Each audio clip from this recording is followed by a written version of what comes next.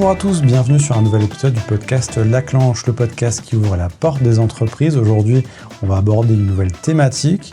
Avant cela, un grand merci à toutes les personnes qui nous suivent, notamment sur les plateformes d'écoute et notamment sur YouTube pour la partie vidéo. Vous êtes de plus en plus nombreux et ça nous fait chaud au cœur. Aujourd'hui, on va parler de leadership, de communication, de performance humaine avec un outil qui va vous surprendre et on va le découvrir tout de suite. On reçoit Alexia Dillenschneider. Bonjour Alexia, comment ça va ? Salut Thomas, ça va très bien, merci. Et toi ? Très bien, très content de te recevoir ici, au coworking Néo-Delta, dans le studio d'enregistrement. On va parler de ce que tu fais. Tu es Equicoach, coach certifié et fondatrice d'Eponova. Exactement. Alors, est-ce que tu peux nous dire en quoi consiste ton métier actuellement, ce que tu fais ? Aujourd'hui, ce que je fais, c'est donc mobiliser le cheval. Tu as dit le mot outil, c'est pour ça juste là je rectifie parce que c'est pour moi plus un catalyseur, mais je mobilise le cheval pour permettre aux personnes de prendre conscience de la manière dont elles fonctionnent, de la manière dont elles communiquent et plus globalement en fait de leur posture. Et concrètement, au quotidien, ça se passe comment ? C'est quoi ton quotidien d'accompagnement par rapport à quelle est ta cible, quel est le positionnement, qu'est-ce que tu fais ? Alors concrètement, aujourd'hui, pour parler d'aujourd'hui, ma cible, c'est vraiment une cible davantage entreprise. Je travaille essentiellement avec des managers, avec des dirigeants, avec des chefs d'équipe et avec des équipes de travail. C'est vraiment mon cœur de cible. Avec eux, on va venir travailler donc sur tout ce que tu as exprimé, le leadership, la communication, la posture.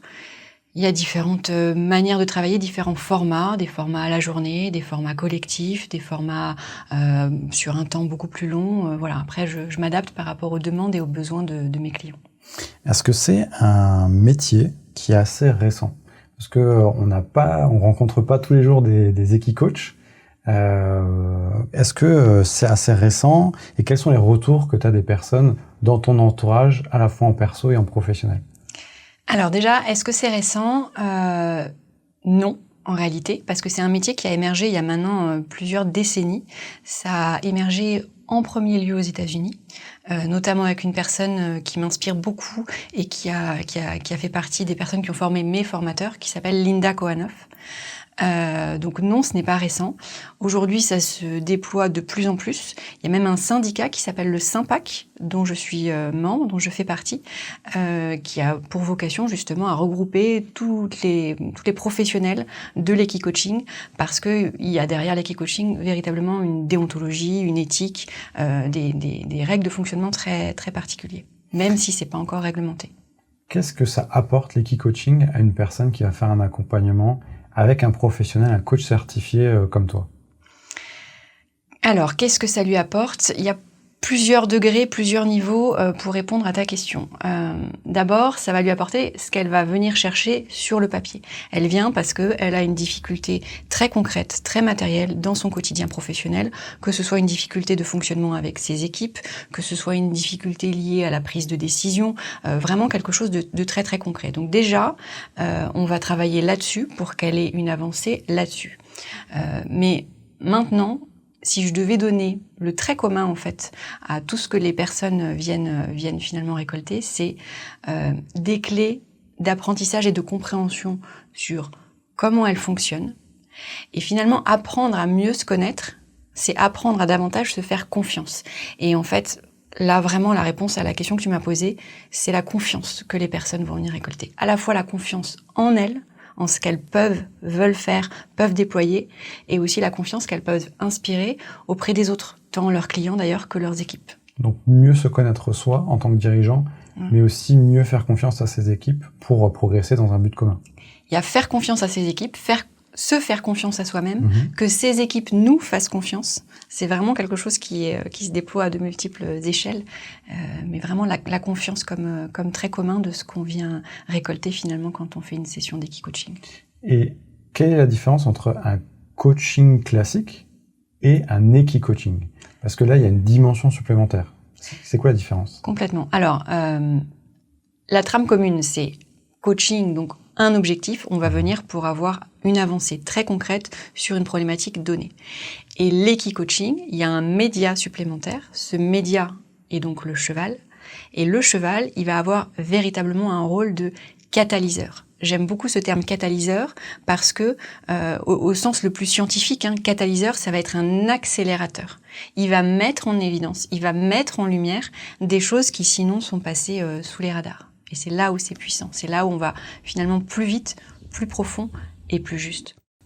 Est-ce que ça peut aider aussi à réduire le stress? On sait que les animaux de compagnie, on a un chien, un chat, ça nous permet toujours, on rentre chez soi, on est toujours content de le retrouver et inversement. Est-ce que le cheval, c'est pareil, voire même démultiplié par rapport à certains sens? Complètement. Ce qu'il faut dire, c'est que avant d'être équi-coach, je suis aussi intervenue dans un aspect un peu plus thérapie pour des personnes victimes de violences. Et j'utilisais aussi le média cheval à ce moment-là pour les aider.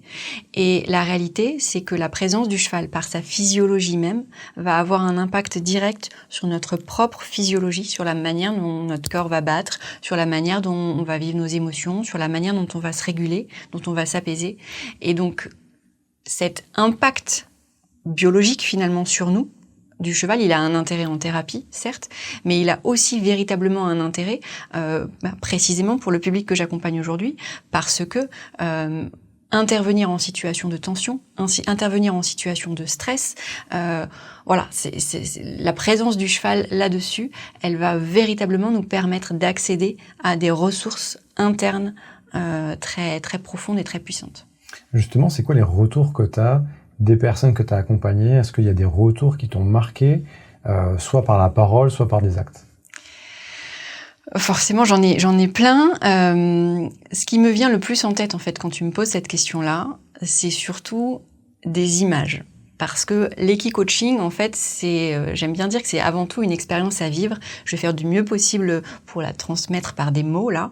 Mais le vivre, c'est à un autre niveau. Et donc, des retours, c'est vraiment des moments, des espèces d'arrêts sur image où je vois la personne arriver dans un certain état, notion de surcharge mentale, par exemple. Enfin, c'est des thématiques récurrentes qui reviennent chez les personnes que j'accompagne.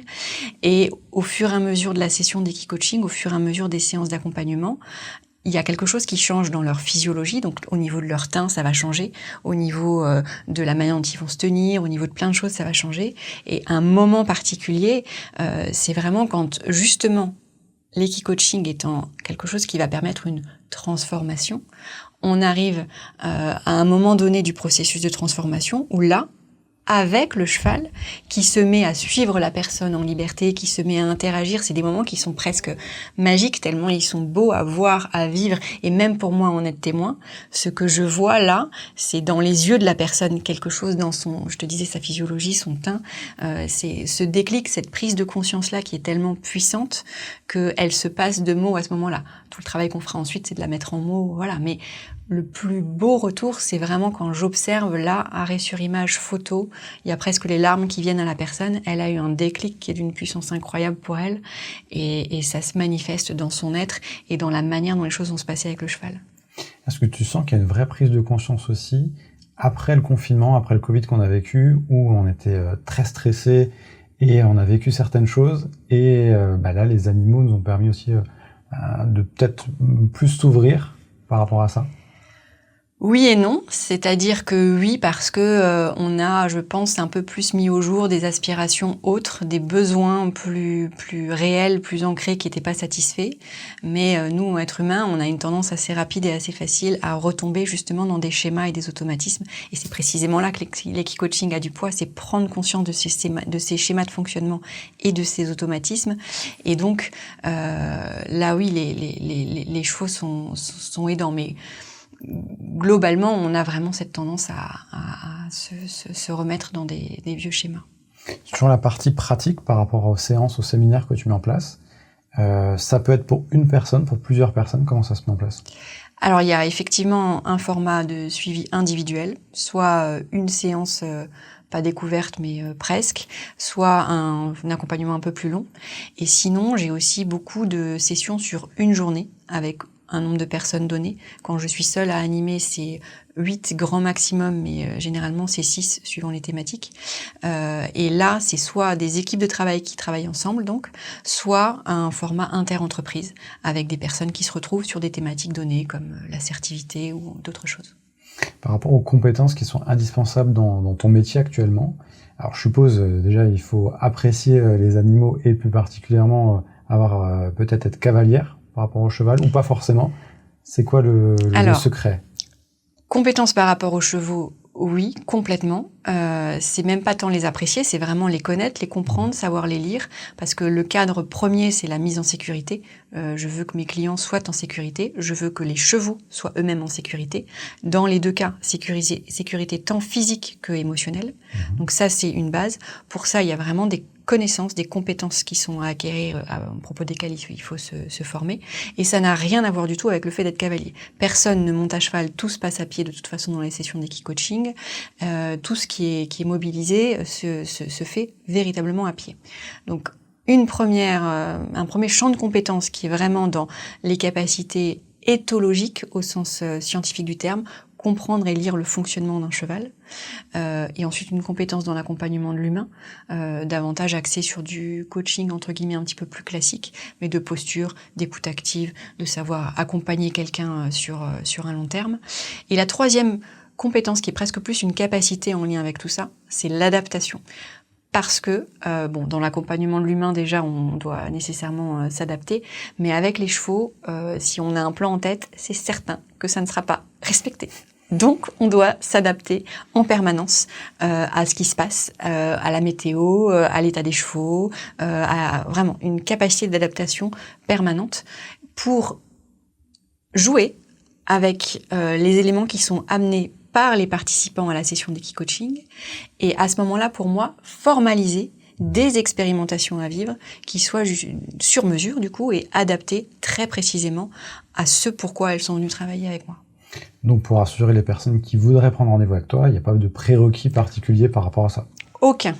Et je dirais même que les personnes qui sont cavalières, justement, elles arrivent avec un bagage de « tiens, mentalement, qu'est-ce que je vais faire, qu'est-ce que je vais déployer parce que je crois connaître, etc. » Et ça les met pas du tout dans une posture plus favorable.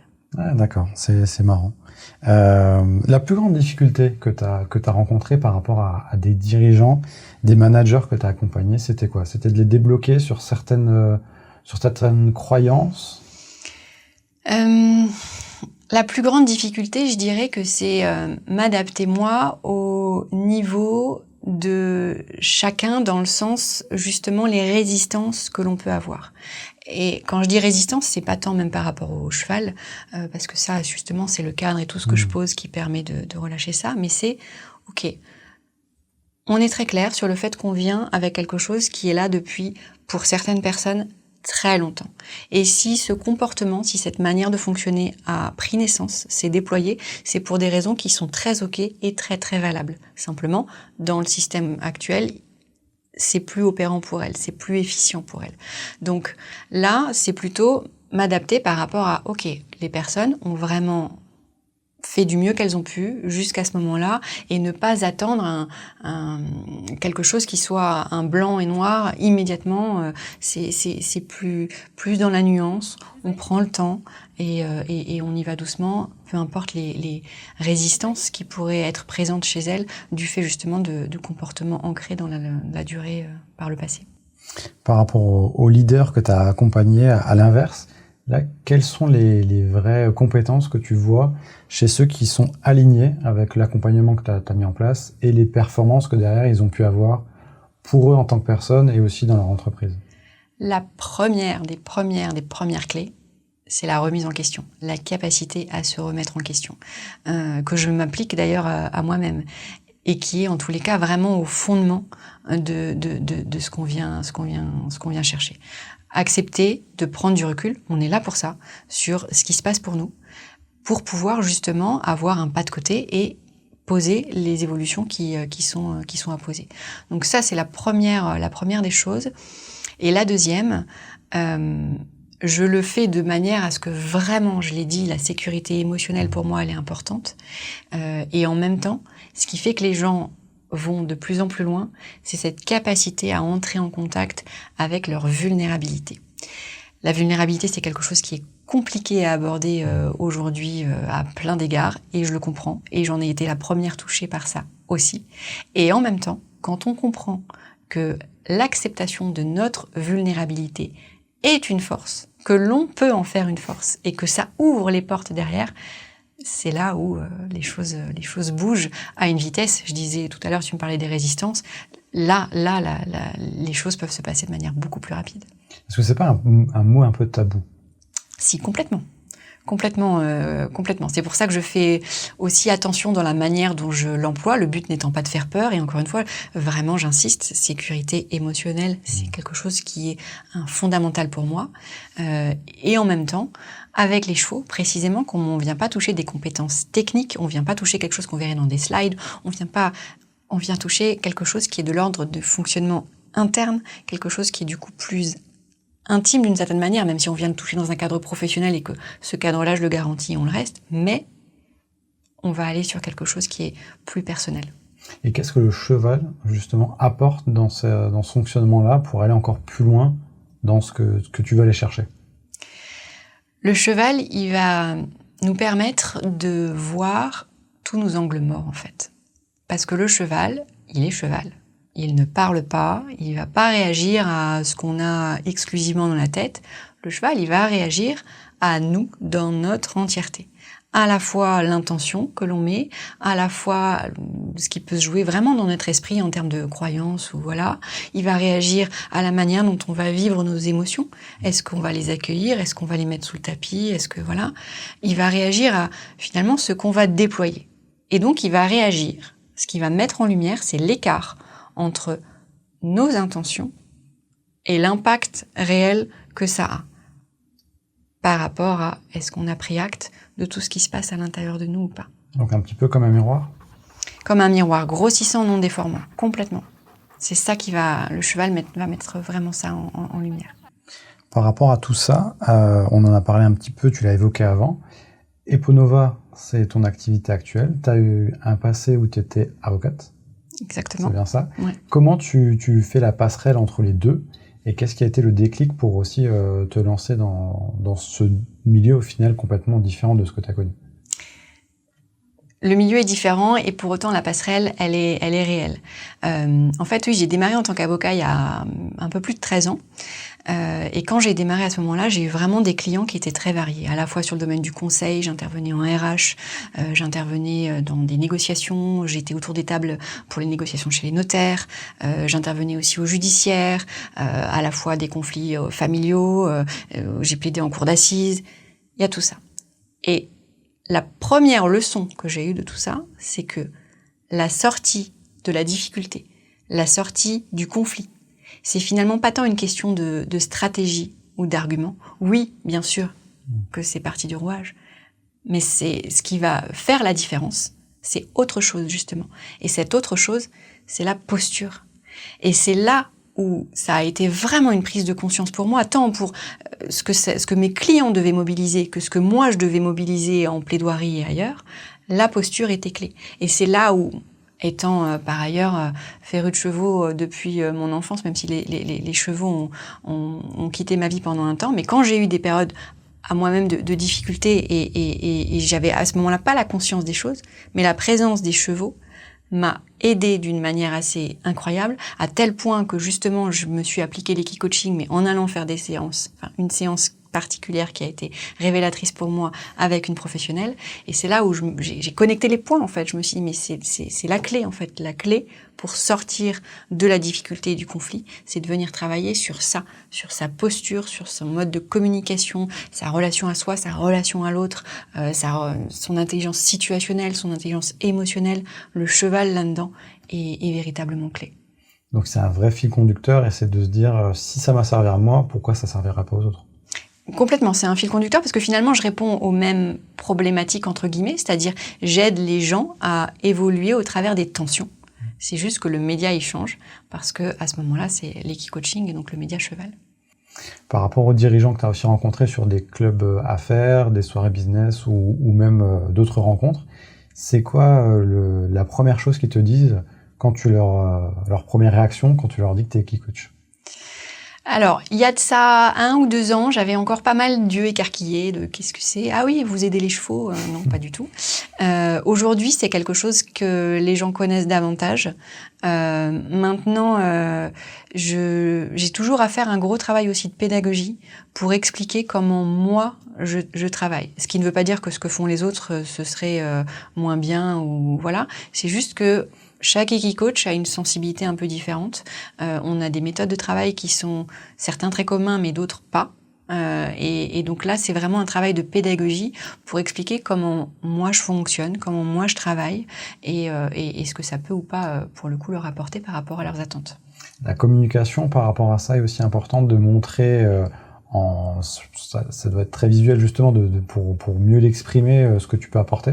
C'est ça, et c'est tout le paradoxe parce que comme dans mon métier d'avocat, la notion de confidentialité est pour moi très importante. Donc de toutes les façons, nécessairement, quoi qu'il se passe, même les sessions qui sont filmées, il y a l'accord de mes clients. Mais voilà, c'est pas la majorité des cas où je filme les choses.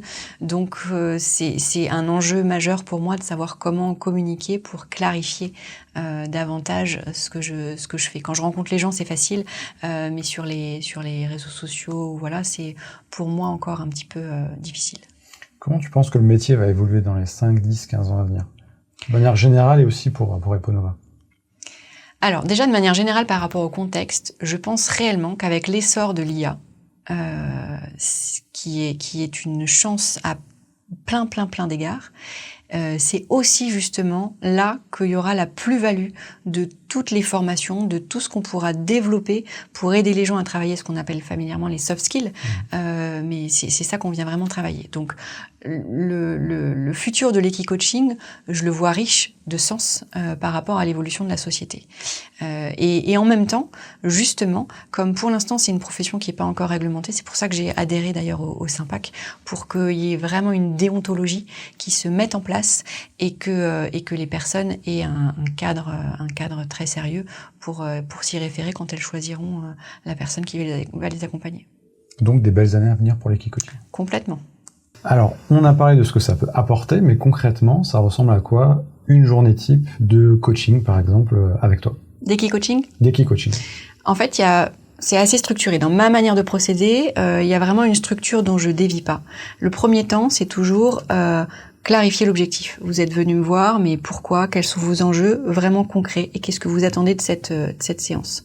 En sachant que je suis bien évidemment là, mon rôle est d'aider à faire émerger précisément ce que la personne voudra. Le deuxième temps, c'est un temps d'expérimentation. Expérimentation où là, je vais mettre au jour des choses que je vais proposer à vivre aux clients, vraiment directement liées à ce sur quoi ils sont venus travailler. C'est du sur-mesure.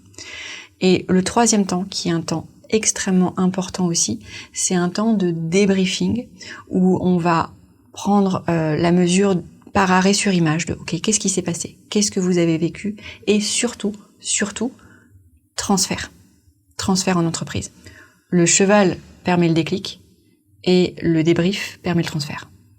Et donc du coup de pouvoir en profiter pour la suite et de l'appliquer sur le futur, quoi. De pas sortir juste sur un one shot. Complètement, de l'implémenter directement. L'interaction avec le cheval, véritablement dans ce que je propose, elle n'a de sens que pour la transposition qu'elle permet. On vient me voir pour travailler sur quelque chose, pour une difficulté qu'on rencontre dans notre vie, notre quotidien professionnel. Le but, c'est de travailler là-dessus. Sinon, il y a plein de choses qu'on peut faire qui sont très sympas, comme faire des balades, aller en centre équestre, mais c'est pas l'objet. Vraiment, chez Eponova, on vient pour travailler, dépasser, avoir des résultats par rapport à quelque chose de très concret. Parfait. Merci Alexa pour cette première partie. On en a appris beaucoup sur l'Equicoaching et moi le premier. On va passer à la deuxième partie qui est un quiz de rapidité. Tu as 2 réponses en termes de choix sur la question que je vais te poser, donc il y en a 5. Et bien sûr, tu as un joker que tu peux utiliser à tout moment. Ok, ça marche. Ça te va? Allez, c'est parti. Alors, leadership, posture ou compétence? Posture. Performance, résultat ou équilibre humain? Équilibre humain qui conditionne la performance. Troisième, dans ton métier, le plus important, observer ou ressentir? Les deux, mon capitaine, hein. D'abord observer et après ressentir. Ce qui fait la différence aujourd'hui, intelligence émotionnelle ou expertise technique? L'expertise technique permet d'entrer dans quelque chose et par contre, l'intelligence émotionnelle permet de faire la durabilité de la chose. Et dernière question, sur le long terme, le coaching sera toujours humain ou assisté par l'IA? Je pense que l'IA aura une plus-value à apporter à plein d'égards et en même temps, la base restera humaine par rapport à des notions de qualité de présence, de véritable écoute active, de juste être là, avoir des yeux, voir un sourire, c'est la base pour moi. Et heureusement, on va te dire. Parfait. Merci Alexia pour ce questionnaire-là. Sur l'équicoaching, si on doit un peu résumer ton approche en une ou deux phrases, ça serait quoi pour les gens qui nous écoutent et qui nous regardent?